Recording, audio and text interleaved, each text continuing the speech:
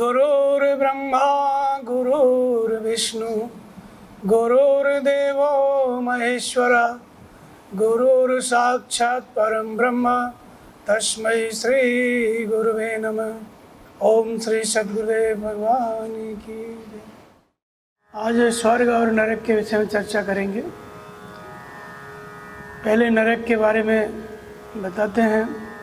हमारे शास्त्रों में कई प्रकार के नरकों का वर्णन है। अंध तामस नरक, रौरव नरक और विशेष रूप से गरुड़ पुराण में बहुत से नरकों को बताया गया है। इतना उसका वर्णन किया है खतरनाक ढंग से कि जीवात्मा जब शरीर छूटता है उसका, तो वहाँ ऊपर जाकर के उसको खोलते हुए तेल के कढ़ाई होते हैं, उसमें डाल दिया जाता है। आरा से काटा जाता है। आरा मशीन जैसे नहीं होती है, 2 आदमी लग जाते हैं, उससे काटते हैं। फिर भी वो मरता नहीं है, क्योंकि एक बार मर गया। और उसके बाद भाले की नोक पर छेद देते हैं। ऐसे सब उसमें बताया गया है। किस किस कर्म से कौन सा नरक मिलता है, इन बातों का भी वर्णन है। लेकिन जब एक बार शरीर छूट गया किसी का, जो कष्ट होता है वो तो स्थूल शरीर में ही होता है। खून निकले या जो भी कष्ट होता है वो इसी शरीर में है। जब एक बार शरीर छूट जाता है किसी का, तो जो सूक्ष्म शरीर होता है, जो मन, उसमें कहीं खून निकलने वाला नहीं है।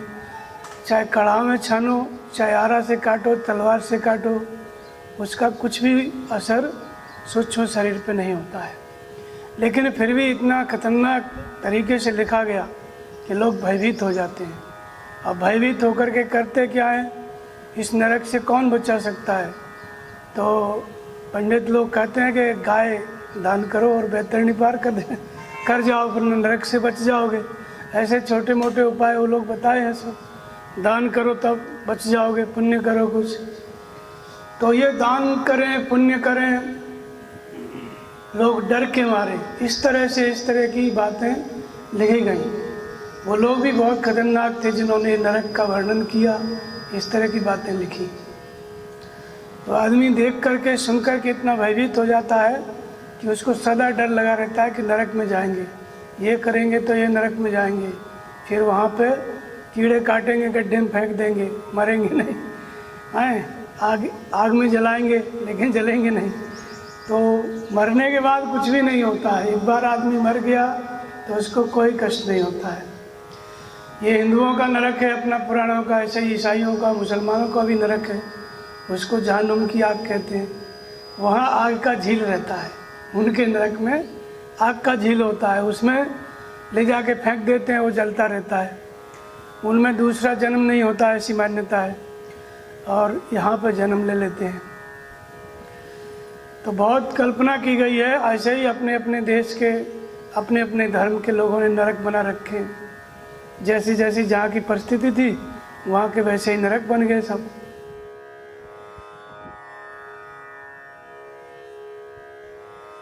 लेकिन ये नरक का निर्माण करने वाले जो लोग थे, वो एक ही समझ के थे, एक ही जैसे थे।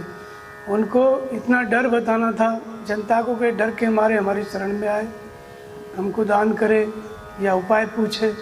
इस दृष्टि से इस तरह की कथाएं लिखी गई। बाहर अंतरिक्ष में कोई भी ऐसा स्थान नहीं है भौगोलिक जहाँ स्वर्ग या नरक नाम की जगह हो, जहाँ पर जाकर के जीव मरने के बाद उस पर इस तरह से कोई आरी चलती हो, या कोई आग जला के उसको जलाता हो या छेदता हो।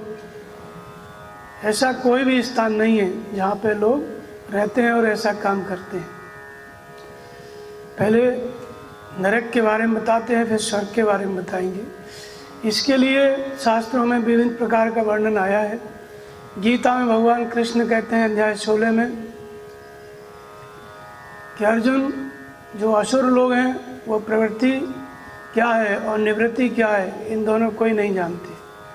कार्य कर्म में प्रवृत्त होना नहीं जानते, और जो नहीं करना है उससे निवृत्त होना नहीं जानते। न आचरण होता है, न शुद्धि होती है। ऐसी आसुरी प्रवृत्ति का जब भगवान कृष्ण बताते हैं तो वहाँ पे वर्णन करते हैं। लेकिन इसके पहले कहते हैं कि असुर और देवता अलग से कोई आबादी नहीं है जो कि स्वर्ग में कहीं रहते हो या कहीं पाताल में कहीं उनका राज्य हो असुरों का, तो कहते हैं द्वाविमो पुरुषो लोके क्षरा अक्षर एवच, द्वभूत लोके सर्गो अस्मिन देव आसुर एवच। दो ही प्रकार के भूत हैं इस दुनिया में, इस लोक में, देव और असुर। जिनका स्वभाव देवताओं जैसा है वो देव कहे जाते हैं, और जिनका स्वभाव असुरों जैसा है वो असुर कहे जाते हैं। ये स्वभाव कैसे बन जाता है मनुष्यों का, देवता और असुर? तो कहते हैं जिसके अंदर देवी संपत्ति कार्य करती है वो देवता है, देवताओं जैसा है, और जिसके अंदर आसुरी संपत्ति काम करती है वो असुर है, असुरों जैसा है। ये दोनों मनुष्य के ही स्वभाव हैं। और उसी आसुरी संपत्ति को बताते हैं, उसी में नरक का भी वर्णन करते हैं कि असुर लोग करना क्या है इसको भी नहीं जानते, छोड़ना क्या है इसको भी नहीं जानते। न सत्य होता है उनके पास, न आचरण होता है। फिर कहते हैं कि वो नाम मात्र का यज्ञ करते हैं, जो गीतोक्त साधना पद्धति है, यज्ञ है, इसको नहीं करते, लेकिन अपने से यज्ञ बना करके यज्ञ भी करते हैं और दान भी देते हैं और दूसरों की निंदा करते हैं। तो निंदा करने से होता क्या है? तो भगवान कहते हैं कि सबके अंदर जो मैं परमात्मा हूँ, अंतर्यामी परमात्मा, वे मुझसे द्वेष करने वाले हैं और वही क्रूर कर्मी हैं, पापाचारी हैं, नरों में अधम है। ये जो आसुरी वृत्ति के मनुष्य हैं इनके बारे में भगवान ने कहा कि वे क्रूर कर्मी हैं, पापाचारी हैं, और मनुष्यों में वही अधम है जो नाम मात्र का यज्ञ करते हैं और अहंकार के कारण दूसरों से द्वेष करते हैं। तो द्वेष दूसरे से नहीं करते, दूसरे के हृदय में जो परमात्मा है, मैं जो रहता हूँ, उससे द्वेष करते हैं। और ऐसे क्रूर कर्मी पापाचारियों को मैं बारंबार नरक में फेंकता हूँ, अजस्र आसुरी योनियों में डालता हूँ। तो मूढ़ा जन्मने जन्मने आसुरी योनि मापन्ना मूढ़ा जन्मने जन्मने, ये मूढ़ लोग बार बार आसुरी योनियों में गिरते रहते हैं। निरंतर आसुरी योनियों में गिरना, ये क्या है? नरक। और फिर बताते हैं कि वो होते कैसे हैं? तो अनेक चित्त विभ्रांता मोह जाल समावृता, अनेक प्रकार से मोह के द्वारा जिनका चित्त भ्रमित रहता है, और ऐसे लोग क्या है? नरक में गिरते हैं। तो मोह के आश्रित होकर के, मोह का मतलब होता है किसी भी वस्तु से, व्यक्ति से मोहित होना, फिर काम करना, जिसको रामायण में कहा गया है, करे मोहवश नर अगनाना, स्वार्थ रत परलोक नसाना। तो मोह का मतलब संसार के प्रति आकर्षण होता है, फिर जो काम करते हैं उसी को कहते हैं मोहजाल समावृता। तो वे सब क्रूर कर्मी हैं। शास्त्र विधि से, गीतोक्त विधि से परमात्मा का सुमिरन क्या एक यज्ञ है, उस गीतोक्त विधि को छोड़ करके अपने मन से आचरण करते हैं। कहते हैं वो सब क्रूर कर्मी हैं, वही पापाचारी हैं, वही नरों में अधम है।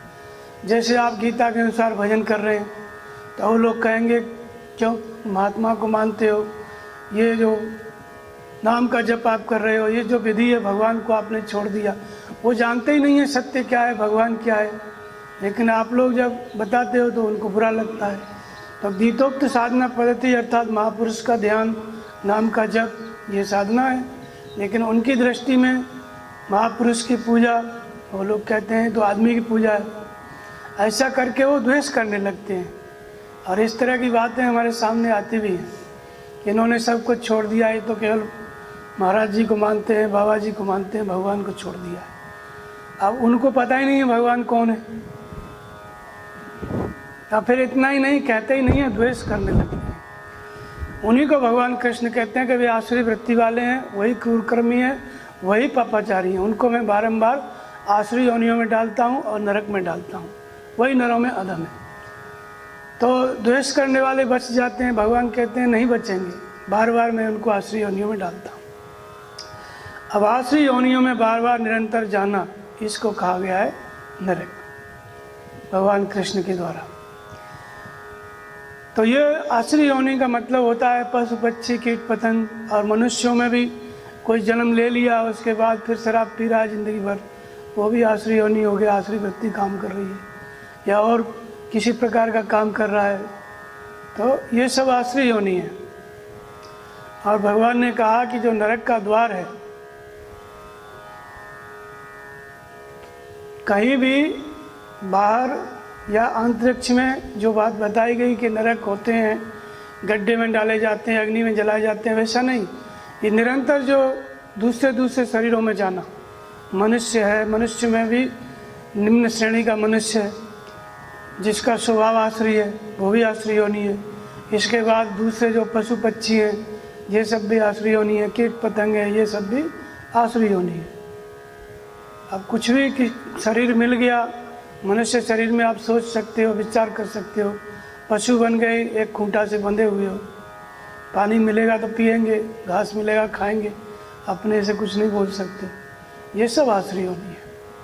भगवान कहते हैं जो नियमित जो यज्ञ विधि है, योग विधि है, यज्ञ गीतोक्त साधना पद्धति, इसको छोड़ देता है और दूसरा मनमानी अपने ढंग से यज्ञ बना के कर रहा है, दान दे रहा है, उनको मैं आश्रय योनियों में डालता हूँ, उनको नरक में डालता हूँ। और वे मुझे न पा करके निरंतर गिरते ही रहते हैं। ये द्वार जो नरक का है वो कहाँ से खुलता है? तो कहते हैं काम क्रोधस तथा लोभ द्वार नाशन महात्मना तस्मात् एतत् त्रयं त्यजेत। ये काम क्रोध और लोभ ये नरक का मूल द्वार है। तो काम क्रोध और लोभ ये तीन क्या है? ये नरक का द्वार है। तो नरक एक तो होता है कि आश्रय योनियों में गिरना, लेकिन इसमें गिरने के लिए होता क्या है? जब मनुष्य कामनाओं के चक्कर में पड़ता है, कामनाओं की पूर्ति में ही लगा रहता है। जैसे आश्रय वृत्ति वाले मनुष्य कहते हैं कि ये जगत स्त्री और पुरुष के संयोग से उत्पन्न हुआ है, केवल भोग भोगने के लिए। इस तरह की वृत्ति रखते हैं। भगवान नाम की कोई सत्ता नहीं है, ऐसा विचार है। स्त्री पुरुष के संयोग से जगत पैदा हुआ है, तो ये काम का आश्रय ले लिया उन्होंने। भगवान की जो बनाई सृष्टि है उसको कहते हैं कि स्त्री पुरुष के संयोग से पैदा हुआ है, केवल भोग भोगने के लिए। संसार में ईश्वर नाम की कोई वस्तु नहीं है, ये भी आश्रय वृत्ति वालों की सोच है। फिर कहते हैं मैं ही ईश्वर हूँ और ऐश्वर्य का भोक्ता हूँ, मैं बड़े परिवार वाला हूँ, बड़े कुटुंब वाला हूँ, मेरे पास इतना धन है, आगे इतना हो जाएगा। ये लोभ की बात कर रहे हैं। स्त्री पुरुष के संयोग से संसार पैदा होता है, हुआ है, इस तरह का जो धारणा बनाते हैं, ये काम की बात कर रहे हैं। तो ये भी नरक का द्वार तैयार कर लिए। फिर मेरे पास इतना धन है, आगे इतना हो जाएगा, आगे इतना कमाऊंगा, ये लोभ की बात कर रहे हैं, ये भी नरक का द्वार। और फिर कहते हैं कि वह शत्रु मारा गया, उस शत्रु को मारूंगा, मैं बड़ा कुटुंब वाला हूँ, बलवान हूँ और मैं ही सुखी हूँ। ये क्या है? क्रोध का द्वार खुल गया, वह शत्रु मारा गया, फिर मैं उसको मारूंगा। तो ये काम क्रोध और लोभ, इसके आश्रित जो रहते हैं वो आश्रय संपद उनके अंदर काम कर रही है, वही असुर हैं। और ये काम क्रोध लोभ के परायण, मोह के परायण जब हो जाते हैं तो नरक का द्वार यहाँ से खुल जाता है। फिर वे आश्रय योनियों में जाते हैं। और बाहर भी जब हम देखते हैं कि काम क्रोध लोभ ये तीनों जब कार्य कर रहे होते हैं, उस समय भी वो व्यक्ति नरक में होता है। मरने के बाद जाएगा, जन्म लेगा, ऐसी बात नहीं है। जीवित अवस्था में भी जब ये काम करने लगते हैं काम क्रोध लोभ, तब भी नरक का निर्माण हो जाता है, इसी पृथ्वी पर हो जाता है।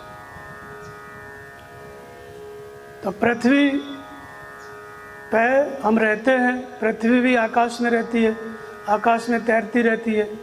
कहीं ऐसी बात नहीं है कि ये इस पृथ्वी से ऊपर हम जब देखते हैं तो आकाश दिखता है, लेकिन ये हिस्सा पृथ्वी का जब दूसरी तरफ चला जाता है नीचे, तो उधर भी आकाश है। आकाश अनंत है, इसमें पृथ्वी जैसे ग्रह उपग्रह तारे सूर्य जैसे अरबों खरबों इसमें घूम रहे हैं, उनका कोई भार भी नहीं है, ऐसे ही तैर रहे हैं सब। तो इसी पृथ्वी के आगे पीछे ऊपर नीचे सर्वत्र आकाश है। ये पृथ्वी स्वयं भी अपने आप स्वर्ग में है। ऐसी बात नहीं है कि कहीं जाके स्वर्ग होगा, नरक होगा, कोई स्थान। हम सभी इस पृथ्वी, पूरी पृथ्वी स्वर्ग में घूम रही है। तो हम सभी स्वर्ग में हैं और इसी धरती पे हम नरक में भी हैं, स्वर्ग में भी हैं। लेकिन हम कब होते हैं नरक में? जब काम क्रोध लोभ का द्वार खुलता है, तब हम नरक में होते हैं। तो जब कोई बढ़िया परिवार है और उसमें ऐसे व्यक्ति पैदा हो गए कि संसार जो है आश्रय रहित है, परमात्मा नाम की कोई सत्ता नहीं है, नास्तिक, और स्त्री और पुरुष के संयोग से संसार पैदा होता है। ऐसे काम का चिंतन करने लगे और जितना हो उतना भोग लो, इसी में आनंद है और इसके आगे कोई दुनिया नहीं है। जब तक शरीर है तब तक इस आनंद को ले लो। इस तरह की बात में इस तरह की विचार वाला व्यक्ति पैदा हो गया घर में, तब फिर पूरा घर नरक हो जाता है। दिन भर वो यही सोचता रहता है। भगवान की चर्चा कोई करता भी है तो उसको रोक देता है। ऐसे परिवार में जब ऐसे व्यक्ति होते हैं जो भगवान को नहीं मानते और भोग को ही प्रधान मानते हैं, तो किसी को भजन करते हुए भी नहीं देख सकते। तो ऐसी घटनाएं होती रहती हैं। कोई भजन कर रहा है, कोई स्त्री भजन कर रही है, उसको पता चल गया तो वो गुस्सा हो जाता है। पुरुष भजन कर रहा है, स्त्री को पता चल गया तो वो गुस्सा हो जाती है। अब वो बेचारा भजन करने में लगा हुआ है अच्छा भला, और उसके बाद वो क्रोध में आकर के अपना झगड़ा चालू कर दिया, तो वहाँ पर नरक तैयार हो गया जहाँ स्वर्ग था। इस तरह की घटनाएं घटती रहती हैं।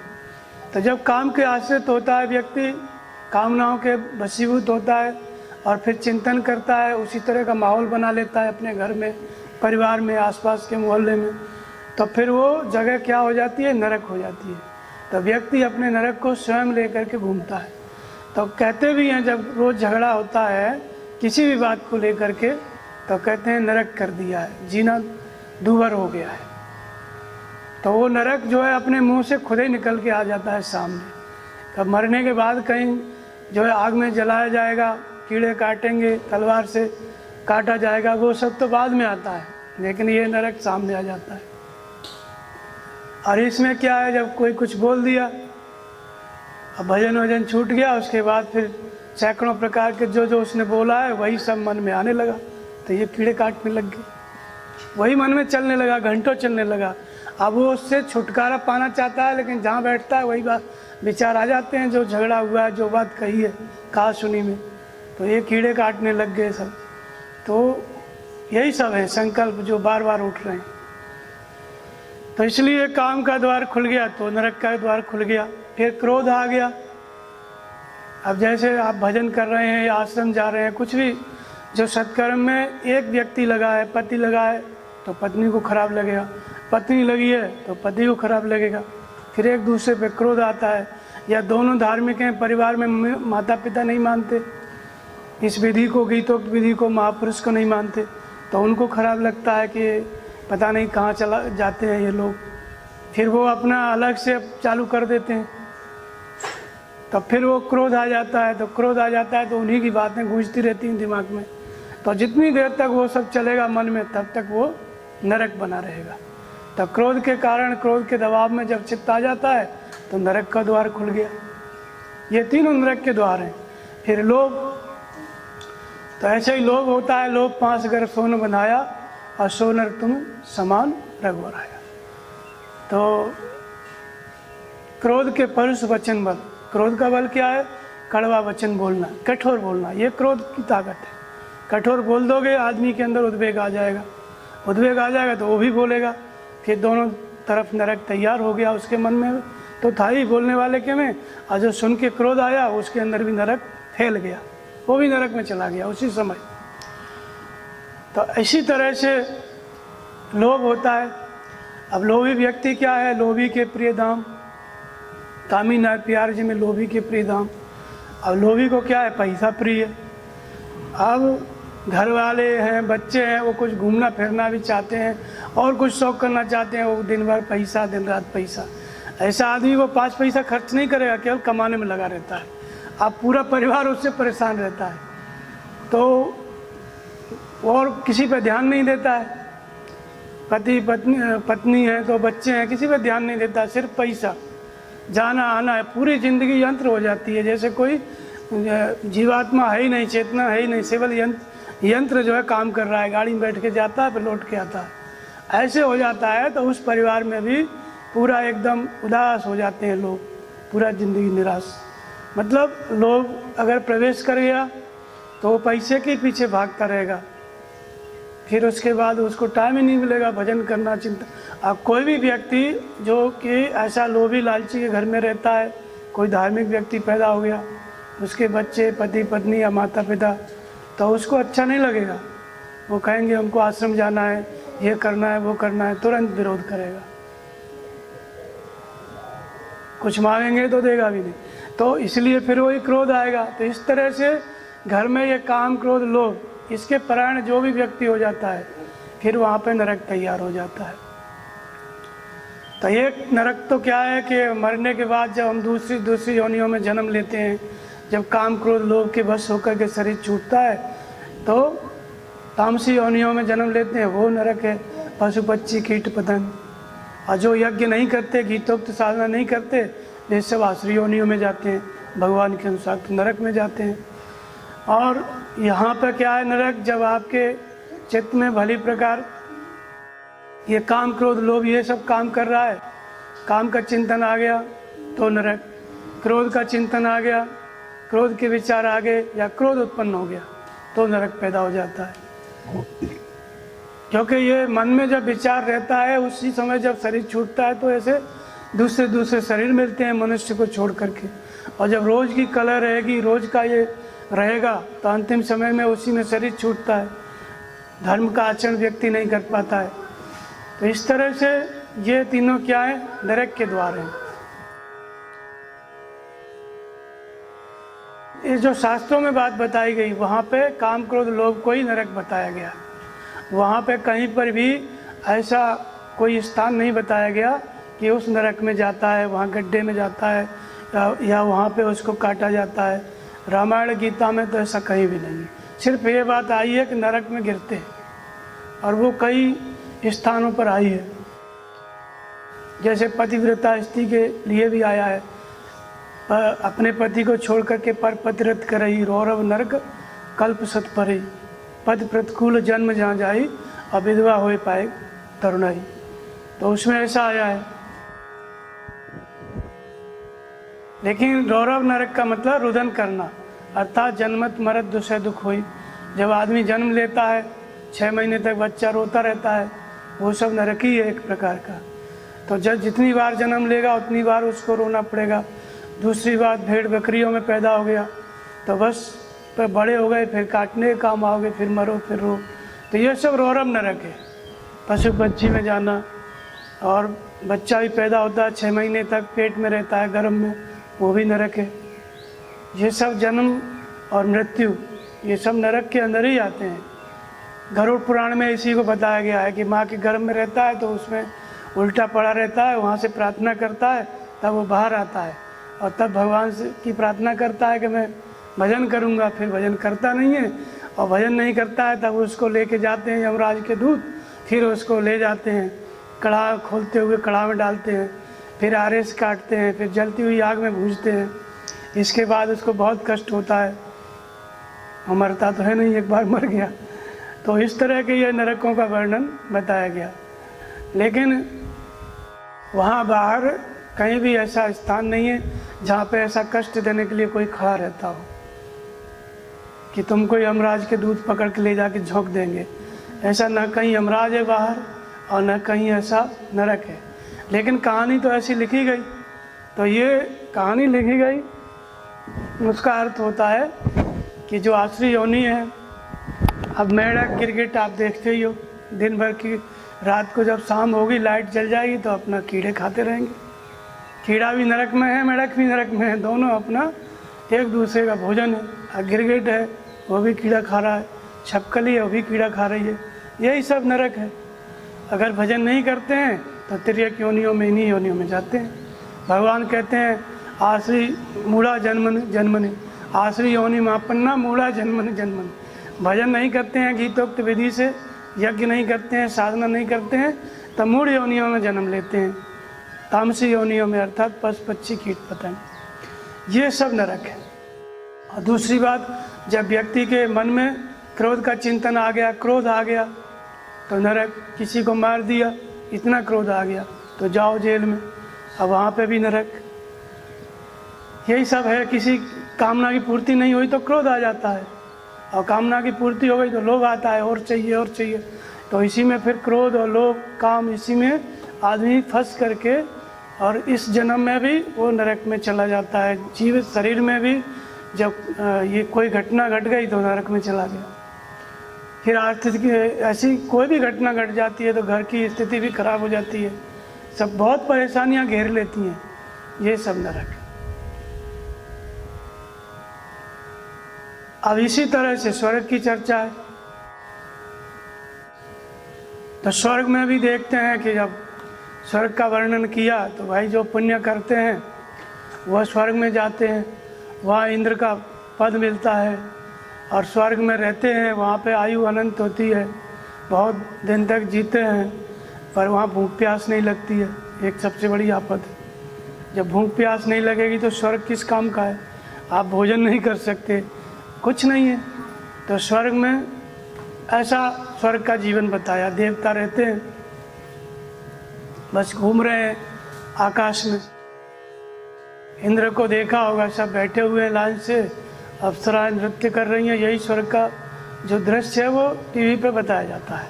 उसी को लेकर के लोग स्वर्ग की कल्पना करते हैं कि स्वर्ग का सुख मिलेगा। तो ऐसे ही जैसे नरक कहीं नहीं है, वैसे स्वर्ग भी कहीं नहीं है। नरक का जो देवता है यमराज है, मृत्यु है, वो दंड देता है। स्वर्ग का देवता धर्मराज है, इंद्र है। ये सब स्वर्ग में ले जाते हैं, फिर वहाँ स्वर्ग का भोग भोगते हैं। और जो स्वर्ग में जाते हैं वो सब देवता होते हैं, नरक में जाते हैं वो सब असुर होते हैं। तो देवता, भगवान कृष्ण ने कहा कि जिसके अंदर देवी संपत्ति काम करती है वो देवता है।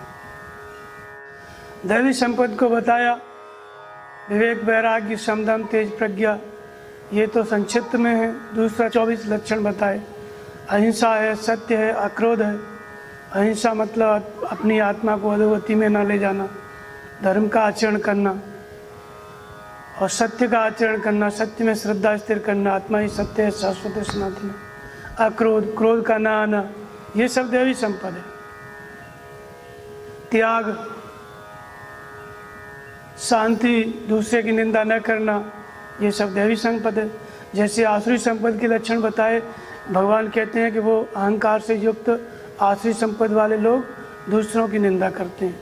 तो दूसरों की निंदा करना अर्थात उसके अंदर जो मुझ परमात्मा में अंतर्यामी रूप से हूँ उसकी भी निंदा करते हैं, इसलिए नरक में जाते हैं। यहाँ देवी संपद का लक्षण बता रहे हैं कि दूसरे की निंदा न करना, तो ये देवी संपद हो गया। और जो ऐसा नहीं करता है वो देवता है।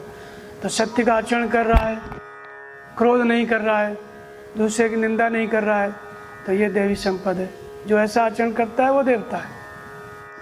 ईश्वरीय तेज मिलता है, भजन कर रहा है, क्षमा है, क्षमा करने की वृत्ति है, जीवों के प्रति दया की भावना है, किसी के कोई घटना घट गई उसके प्रति दया की भावना, इस तरह ये सब देवी संपद के लक्षण हैं।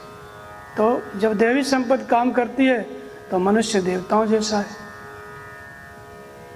तब फिर उसको स्वर्ग की प्राप्ति होती है। अब एक तो स्वर्ग क्या है, मरने के बाद एक स्वर्ग होता है, एक जीवित अवस्था में होता है। तो स्वर्ग को भगवान कृष्ण ने स्थान स्थान पर कहा कि मुझे भर करके लोग स्वर्ग तक की कामना करते हैं। वो स्वर्ग उनको मिलता है, लेकिन तेत्वम भोक्ता स्वर्ग लोकम विशालम क्षीणे पुण्य मृत्यु लोकम विशंति। एक तो ये स्वर्ग है कि मुझे भज करके लोग स्वर्ग की कामना करते हैं। कामना आपने किया, स्वर्ग मिलेगा। तो स्वर्ग का मतलब होता है दैवी संपत्ति प्रवाहित है। कामना तभी आपकी पूरी होगी जब कामना पूर्ति करने वाली, देने वाली शक्ति दैवी संपत्ति आपके पास है, तभी आपकी कामना पूरी होगी अगले जन्म में।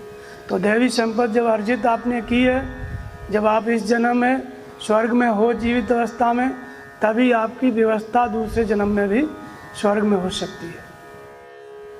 तो इसका मतलब दैवी संपत्ति अर्थात एक परमात्मा का भजन करना, विवेक वैराग्य से युक्त होना, सत्य का आचरण करना, दूसरे की निंदा न करना, क्रोध न करना, ये सब लक्षणों से युक्त होकर के व्यक्ति किसी जन्म में रहा है, महापुरुष की सेवा की है, लेकिन भजन किया है गीता के अनुसार, लेकिन उसके अंदर कामना उत्पन्न हो गई कि मुझे संसार में स्थान चाहिए, भोग की कामना उत्पन्न हो गई। तब वो व्यक्ति फिर क्या है कि मुझे भज करके लोग स्वर्ग तक की कामना करते हैं। भजन तो किया उसने, लेकिन कामना पैदा हो गई। तो जब कामना पैदा हो गई तब जा कर के फिर क्या होगा, जो कुछ भजन किया है देवी संपद है, देने की ताकत है। आसुरी संपद क्या होती है, कामना, डिमांड करना।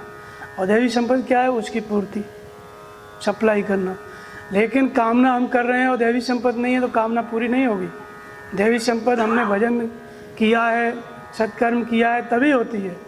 लेकिन सत्कर्म और भजन नहीं किया है, फिर हम कामना करते जाएंगे तो पूर्ति नहीं होगी। तो इसलिए देने की ताकत आपके पास है, तब आपने कामना किया है तो भगवान कहते हैं कि स्वर्ग तक की कामना करते हैं, स्वर्ग मिलता है। वो इंद्र पद तक को विभूषित करते हैं। एक बार नहुष इंद्र पद पे विभूषित हुए, लेकिन जब वो गिरे तो फिर नरक में आ गए। नहुष गिरगिट बन गए, भेड़ा बन गए, क्या क्या। तो बड़े बड़े राजा तपस्या करके इंद्र को पाते हैं, इंद्र पद को पाते हैं, स्वर्ग को पाते हैं। इसलिए आप पुराणों में देखोगे कि राजा तपस्या कर रहा है, कोई तपस्या कर रहा है, तब वो स्वर्ग को प्राप्त करने के लिए कर रहा है।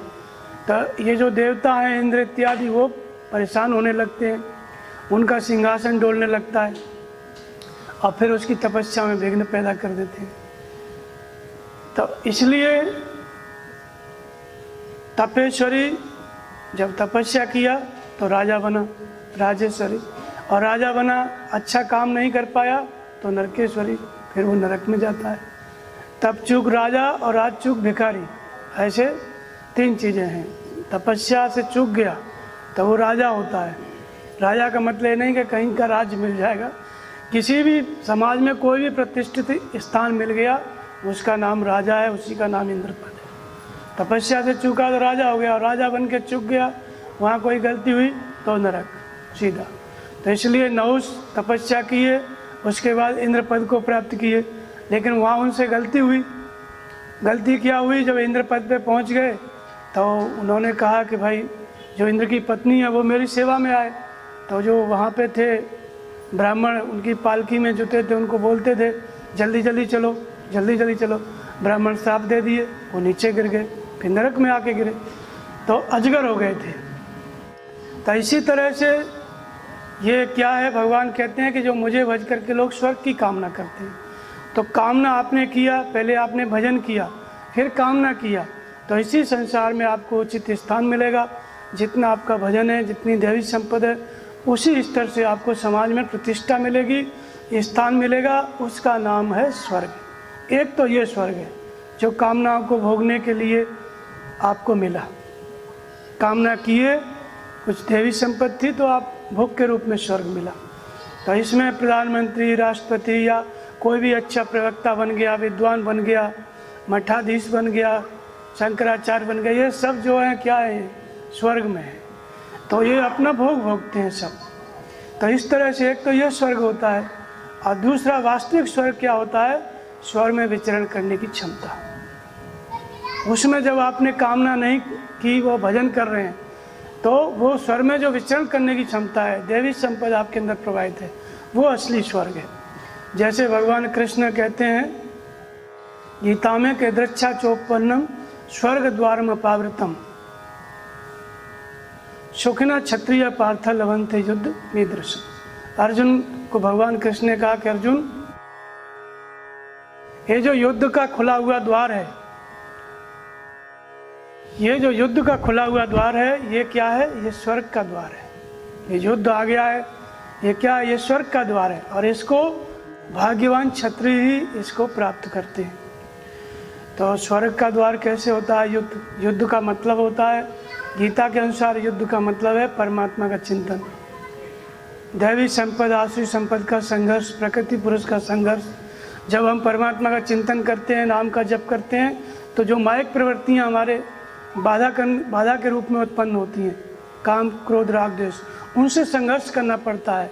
फिर नाम के जप में मन को एकाग्र करना पड़ता है। तो ये क्या है, ये स्वर्ग है। तो ये इसको कौन प्राप्त करते हैं? भाग्यवान क्षत्रिय। तो क्षत्रिय का मतलब होता है तीनों गुणों को काटने की क्षमता। सत, रज, तम, तीनों गुणों के जो विचार आते हैं मन में, उनको जब साधक काट ले जाता है तो स्वर्ग में विचरण करने की क्षमता आती है। विचरण करना क्या है? श्वास में, श्वास आई तो ओम, गई तो ओम, इस तरह का स्तर होता है साधक का। ये क्या है? ये स्वर्ग है। तो जब नाम जप में मन स्थिर हो गया तो वो स्वर्ग में है। वो किस पद पर है? इंद्र पद पर है महात्मा, क्योंकि इंद्रियों का आधिपत्य है। इंद्रियों मन के द्वारा इंद्रियों को एकाग्र किया और फिर मन को श्वास में लगा दिया। श्वास आई तो ओम, गई तो ओम। ये स्वर में विचरण करने की क्षमता, ये स्वर्ग है, वास्तविक स्वर्ग है। तो ये इसके अंदर क्या रहता है? दैवी संपत्ति प्रभावित रहती है। दैवी संपत्ति मतलब सत्य भी है, अक्रोध भी है, त्याग भी है, तेज भी है, क्षमा भी है, अभय भी है, ज्ञान भी है। जो 24 लक्षण है वो सब प्रभावित हैं। तो ये क्या है? जिसके अंदर दैवी संपत्ति काम करती है वो देवता है, और जो देवता है वो कहाँ पर है? स्वर्ग में है। तो स्वर्ग में होने का अर्थ होता है स्वर में विचरण करना, अर्थात संयम परिपक्व है। श्वास आई तो ओम, गई तो ओम, दूसरे विचार नहीं आ रहे। तो ये वास्तविक स्वर्ग है, और इसी को भगवान कहते हैं कि मुझे भजकर लोग स्वर्ग की कामना करते हैं। ये तो वास्तविक स्वर्ग है जो पहले इस स्वर्ग में होता है, तभी उसी को बाहर का जो भोग वाला स्वर्ग है वो उपलब्ध होता है।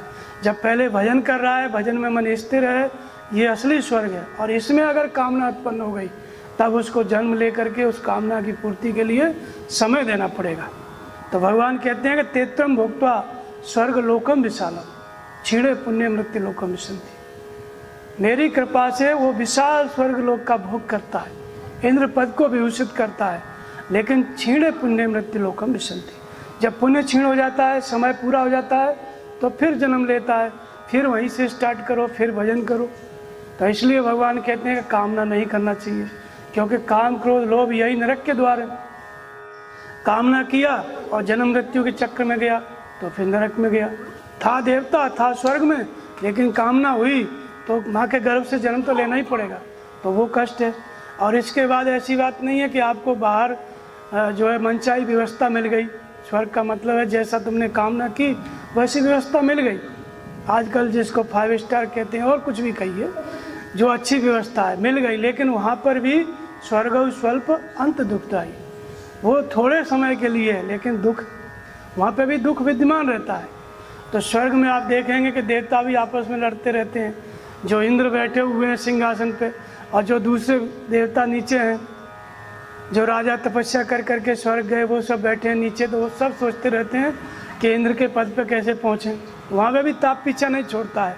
जो इंद्र पद है हम सब उस पर कैसे बैठें, एक एक करके उनके मन में विचार आता रहता है। तो ताप दुख रहता है, इंद्र ही क्यों बैठा है, हमको भी इंद्र पद मिलना चाहिए। तो इसलिए वहाँ पे भी दुख रहता है।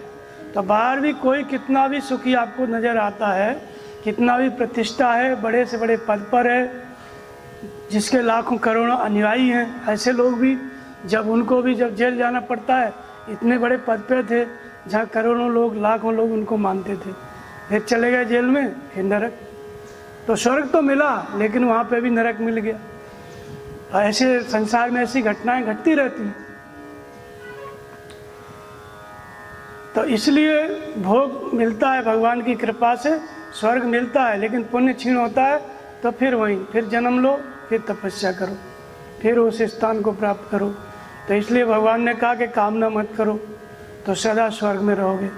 भगवान कृष्ण एक जगह और कहते हैं कि हतो वा प्राप्यसि स्वर्गम जित्वा वा भोक्ष्यसि महीम तस्माद् उत्तिष्ठ कौन्तेय युद्धाय निश्चय। हारेगा तो स्वर्ग की प्राप्ति होगी और जीतेगा तो महामहिम स्थिति। तो यहाँ पे भी ये नहीं है कि हार जाएगा तो स्वर्ग का नागरिक बन जाएगा। स्वर्ग कोई स्थान नहीं है, कोई जगह नहीं है जहाँ पे जाके अपना भी एक घर रिजर्व करा लोगे, ऐसा नहीं है। भगवान कहते हैं कि हारोगे तो स्वर्ग, अर्थात स्वर्ग में विचरण करने की जो ये नियत कर्म है, गीतोक्त साधना पद्धति है, नाम का जप, सदगुरु का ध्यान, इंद्रिय संयम, जो गीतोक्त कर्म है, इसको जब आप करते रहोगे और करते करते भजन करते करते यदि शरीर छूट गया, उस जन्म में पार नहीं लगा, शरीर छूट गया, तो जहाँ पे आपका साधन छूटा वो क्षमता आपके अंदर जन्म लेते ही रहेगी। दैवी संपत्ति प्रभावित रहेगी और श्वास में विचरण करने की क्षमता रहेगी। जब सदगुरु मिलेंगे तो फिर आपकी भजन की जागृति हो जाएगी। इसलिए स्वर्ग को प्राप्त होगे और जीत जाओगे। अगर शरीर के रहते रहते मुक्त हो गए, भगवान की प्राप्ति हो गई, तो महामहिम जो महिमा है ब्रह्म की, उसका उपभोग करोगे, ब्रह्म को प्राप्त करोगे। तो इसलिए स्वर्ग का मतलब होता है स्वर्ग में विचरण करने की क्षमता। और दूसरी बात, और स्वर्ग क्या है, दैवी संपत्ति भी आपके अंदर काम कर रही है। इतनी ऊंची स्थिति नहीं है कि श्वास में आपका मन लग गया, श्वास आई तो हम गई तो हम, इस तरह का स्तर नहीं भी है तो भी आपके अंदर सद्विचार रहते हैं। 24 घंटे में 1 घंटे 2 घंटे आश्रम के बारे में सोचते हो, नाम जप नहीं हो रहा है लेकिन नाम जप के बारे में सोच रहे हो कि भजन में मन नहीं लग रहा है, कैसे भजन हो, या और सत्कर्म कर रहे हो, आश्रम में सेवा कर रहे हो।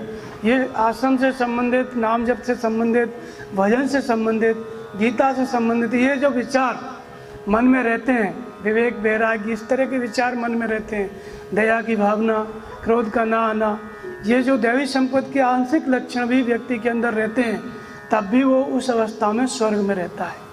जैसे घर में सब कुछ सही चल रहा है, पूरा परिवार एक समय सुखी है, काम कमाई भी ठीक है, सबका अपना भजन मन लग रहा है, सेवा हो रही है, कोई किसी से विरोध नहीं कर रहा है, दाल रोटी ठीक से चल रही है और सब विचार उत्पन्न हो रहे हैं मन में, तो उस समय भी वो घर क्या होता है? स्वर्ग होता है, क्योंकि व्यक्तियों के मन में सद्विचार है, इसलिए वो घर स्वर्ग होता है। और उसी घर में झगड़ा चालू हो जाए, सास बहू दौरानी जिठानी, तो वही घर नरक हो जाता है। तो स्वर्ग और नरक बाहर भी जिस घर में आप रहते हैं वहाँ पे भी ये रहता है। जब आपके मन में बढ़िया विचार चल रहे हैं, भगवान को लेकर के आप चिंतित विचार कर रहे हैं, तब आपके मन में देवी गुण है, देवी संपद है, तो आप स्वर्ग में हो। और वहीं आसुरी संपत्ति काम करने लग गई, काम क्रोध लोभ राग द्वेष काम करने लग गया, किसी को लेकर के आप सोचने लग गए, तो वही घर नरक हो जाता है। फलाना ऐसा फलाना ऐसा, ये सब से चर्चा चालू हो गई, नाम जप की चर्चा चल रही है, भजन की चर्चा चल रही है, तो स्वर्ग में हो। लेकिन वहीं ये चर्चा चालू हो गई, उसने ये किया वो ऐसा, तो उसी जगह पे नरक का निर्माण हो गया, नरक हो गया। तो ये स्वर्ग और नरक जो है ज़्यादा दूरी नहीं है, इनमें क्या है? पारदर्शी दीवार है। जैसे कोई बीच में कांच की दीवार होती है ना, आसपास देख सकते हैं, तो ऐसे ही स्वर्ग और नरक है। तुरंत जो है आप स्वर्ग से नरक में जा सकते हो, नरक से स्वर्ग में आ सकते हो। ऐसी बात नहीं कि मरने के बाद ही आदमी नरक या स्वर्ग में जाएगा। जब आपके अंदर परमात्मा का चिंतन चल रहा है, भजन चल रहा है, या सद्विचार चल रहे हैं मन में, देवी संपत्ति काम कर रही है, तो आप स्वर्ग में हो। लेकिन जब आपके अंदर आसुरी संपत्ति काम करने लग गई, क्रोध आ गया, काम की भावना आ गई, तो तुरंत आप वो दीवार तोड़ के नरक में चले गए। उधर नरक है, तो बहुत हल्की दीवार है, इधर से धक्का दे के उधर जा सकते हो, उधर से इधर आ सकते हो। इस तरह से स्वर्ग और नरक हमेशा मनुष्य के अंदर घूमता रहता है। हर व्यक्ति अपने स्वर्ग को लेके अपने साथ रहता है। जब वो परमात्मा का चिंतन कर रहा है तो वो स्वर्ग में है। जब उसके अंदर अच्छे विचार उत्पन्न हो रहे हैं, सद्विचार उत्पन्न हो रहे हैं, सजाती वृत्ति काम कर रही है, यज्ञ की, दान की, पुण्य की भावना काम कर रही है, तो वो व्यक्ति स्वर्ग में है। और जब उसके अंदर काम क्रोध राग द्वेष हो गया, तो वही व्यक्ति फिर नरक में हो गया। फिर जो भी उसके संपर्क में आता है उसके अंदर भी राग द्वेष पैदा हो गया, वो सब नरक में। तो इसलिए एक व्यक्ति अगर क्रोध की चर्चा चालू कर दे, राजनीति की चर्चा चालू कर दे, तो दूसरे भी चालू कर देते हैं, तो वो आसपास के सभी लोगों के भीतर नरक पैदा कर देता है। और जब भजन की चर्चा हो रही है तो 10 लोग सुनते हैं, वो भी भजन की चर्चा कर देते हैं, आश्रम की, सदगुरु की, ये सब चर्चा चालू 10 लोगों में फैल गई, तो वे सब स्वर्ग में हो गए। और जब चर्चा बंद होके किसी भी प्रकार की चर्चा चालू होने लगी, काम क्रोध लोभ की, राजनीति की, राग द्वेष की, लड़ाई झगड़े की, तो सब नरक में हो गए तुरंत। तो इसलिए हर व्यक्ति अपना स्वर्ग साथ लेके घूमता है। लेकिन वास्तविक स्वर्ग कब होता है? जब गीतोक्त साधना पद्धति समझे, हृदय स्थित ईश्वर में श्रद्धा स्थिर करे, नाम का जप करे, सदगुरु की सेवा करे, इस तरह से यह विचार मन में रहते हैं, तो वास्तविक स्वर्ग होता है। और ये विचार मन से हट गए तो नरक है। तो स्वर्ग स्वल्प अंत दुखदाई। ये जो मनुष्य शरीर क्या है? स्वर्ग नरक अपवर्ग नशेनी। ये मनुष्य शरीर स्वर्ग भी है और ये नरक भी है, और ये मुक्ति का द्वार भी है। इसी मनुष्य शरीर में क्या ये नशे नहीं है, एक सीढ़ी है। जैसे सीढ़ी के द्वारा आप गहरे खड्डे में भी उतर सकते हो, ऊपर मकान पे भी चढ़ सकते हो, ऐसे ये मनुष्य शरीर है, एक रेंज है। नीचे आप आसुरी योनियों में भी जा सकते हो और ऊपर परमात्मा को प्राप्त कर सकते हो, बुद्ध और महावीर जैसे भी हो सकते हो इसी शरीर से। तो ये एक लंबा रेंज है। इसमें नीचे की तरफ जाओगे तो नरक, आसुरी योनि, और ऊपर जाओगे और बुद्ध है, महावीर है, कबीर है, ऐसी स्थिति भी मिलेगी। तो इसलिए इसको तुलसीदास जी क्या कहते हैं, ये सीढ़ी है। चाहे ऊपर चढ़ जाओ, बुद्ध और महावीर बन जाओ, कबीरदास, रैदास, मीराबाई बन जाओ, और नीचे उतर के अंगुलीमाल बन जाओ, कुछ भी बन जाओ, आश्रित प्रवृत्ति के बन जाओ। अंगुलीमाल तो फिर भक्त हो गए थे, भगवान को प्राप्त किए, लेकिन आश्रित प्रवृत्ति के बन जाओ। तो ये मनुष्य अपना स्वर्ग और नरक साथ लेके घूमता है। जब उसके अंदर सद्विचार रहते हैं, दैवी संपत्ति काम करती है, सत्कर्म करता है और गीता के अनुसार भजन करता है, उस समय वो स्वर्ग में है। और जब आसुरी संपत्ति काम करने लग गई, काम, क्रोध, राग, द्वेष, किसी से झगड़ा होने लगा, काम के विचार आने लग गए, लोभ के विचार आने लग गए, तो फिर वही व्यक्ति नरक में होता है। बोलिए श्री सद्गुरुदेव भगवान की जय।